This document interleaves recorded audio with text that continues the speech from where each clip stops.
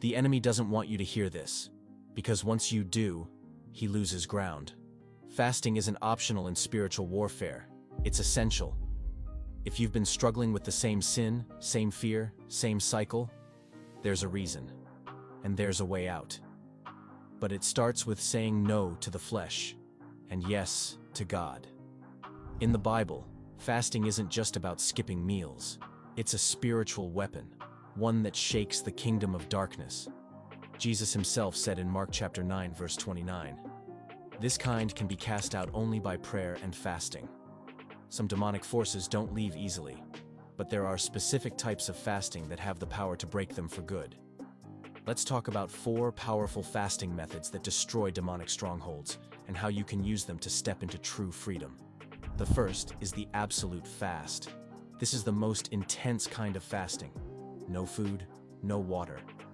It's what Esther did in Esther chapter 4 verse 16, when the lives of her people were at stake. She told the people, "Do not eat or drink for 3 days, night or day." This kind of fast is serious. It's for desperate moments, when breakthrough is urgent, and the battle feels life or death. But make no mistake, demons tremble when God's people humble themselves like this. It invites divine intervention. The second method is the Daniel fast. This one's different. It's not about total abstinence, but about purification. In Daniel chapter 10, verse 3, he says, "I ate no choice food. No meat or wine touched my lips, and I used no lotions at all until the 3 weeks were over." For 21 days, Daniel gave up pleasurable foods and focused on seeking God. The result? Divine revelation and angelic breakthrough.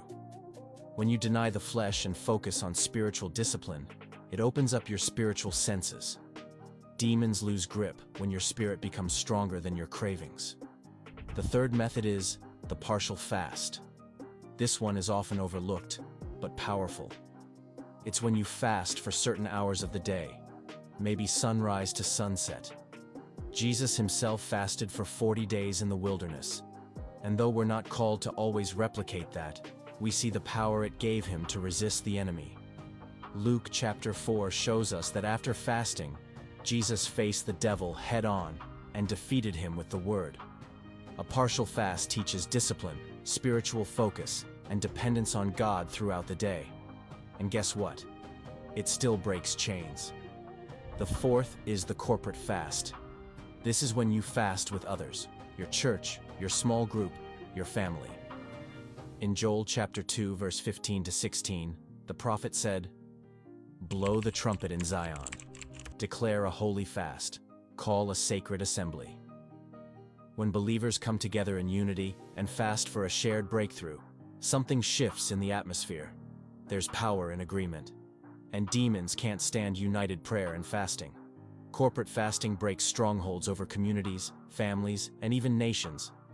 Now let's bring this home.